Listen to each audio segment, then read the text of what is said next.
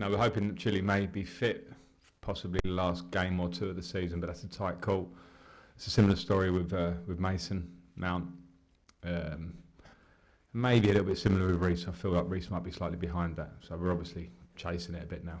Yeah, another setback there for Ben. It gets frustrating, doesn't it, for him particularly?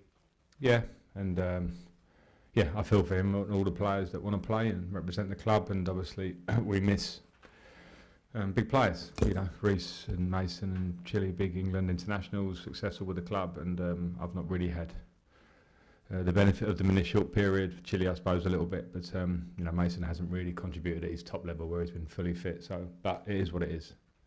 Wesley, better news? Or? Yes, Wes has been training this week, so he's good. Mark Garana? No, won't be fit for this game. Again, probably questionable in line with the others for that final week of the season. And Kubai, He's trained with us the last couple of days, a little bit managed, not full training. So again, looking at the next week where we have 3 games in 6 days, whatever. So yeah, all of those hopefully in a bit of contention, but of course, will they be match fit is the other question. On N'Golo Kante, he seemed to indicate to Sky Sports News yesterday that he'd be willing and happy to sign a new deal here. Is that your understanding, and how important is he? Okay, he's had injury problems and he's not as young as he was, but he's still a top quality player. Yeah, I've got no understanding as N'Golo's speaking. I don't know that situation. He's obviously a very, very high level player. I've said that many times. But working with him again, you know, he's still got lots to offer. Absolutely. Every game he's played for us in this short period is similar to N'Golo at his level, and you know, that's he's been a huge asset for the club. We know that. Training off the back of a win, slightly different feeling. It's always a boost, isn't it? It's a boost. Yeah, it's a nice feeling. Players have to strive for that feeling again. You know, that's what builds winning teams. And at the moment, we are obviously in some form of a building process because of the difficulty of the season. So it was a small step forward. You said before about playing for pride, playing for the badge. Obviously, there isn't really anything in terms of position in the league to play for, but there's integrity, isn't there? The integrity of the league, because you're going to have a big say as a team in all areas of the league. Relegation with Forest, the title with Man City, the Champions League places with Manchester United and Newcastle. Is that something you talk to your players about? No, not in that context, just that we play for pride in every game. No matter what the consequences for anybody else, it's our consequence that we're concerned about. Obviously kept Everton up last season, you can contribute to that again by beating Forest, can't you? Maybe, but you know, Everton's fate is in their own hands at this point, I think, and it's not in my concerns really. I lived that life last year, and I have a lot of connection to the club. In the year that I had there, it was a really enjoyable time for me. But you know, as much as I would support them from afar, it's not in my concern as Chelsea manager. But of course, I hope they get the job done because I know what that feeling is. Any manager update? No. Permanent manager update? No. And just finally, Charlie Holland has been a bit of an internet sensation this week. I know because of his age, you don't make too much of it. I think it's not unusual to bring the youngsters in as a bit of a reward and to get experience of the top level. Yeah, I mean, it was a day where our 21s and 18s had stopped training. They've broken up already.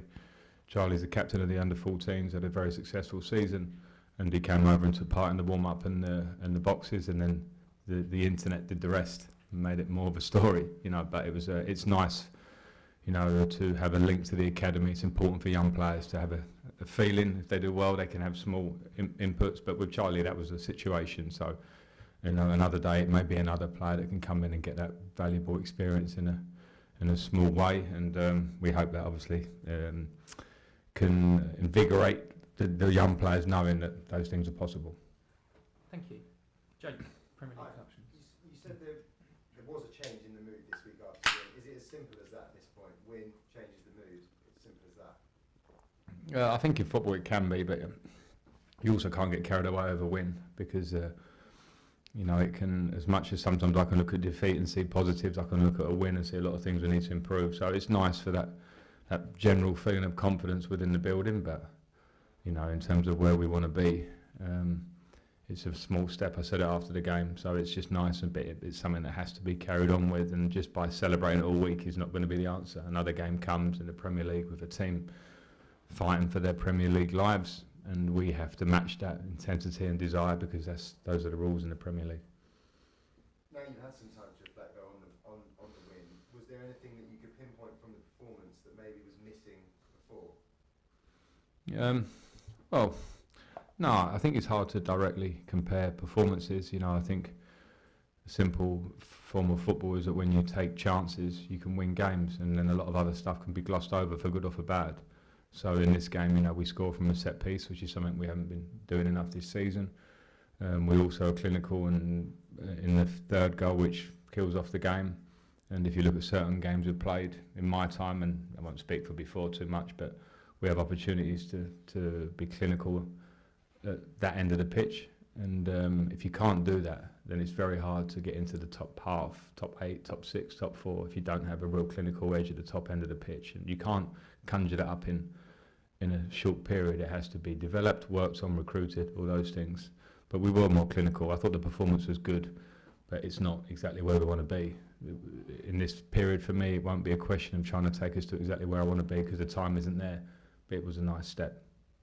Obviously, Forest won the other day, but they're still very much in the relegation battle. What kind of test then do you think it is to play against a team that's fighting for their lives? What do you expect? A really big one, like they've given, you know, big teams recently in Liverpool's and Manchester United's, and winning against Southampton and beating the team at the level of Brighton. You know, they have to give them complete respect in a strong squad, strong coach, effective way of playing. I think they've kind of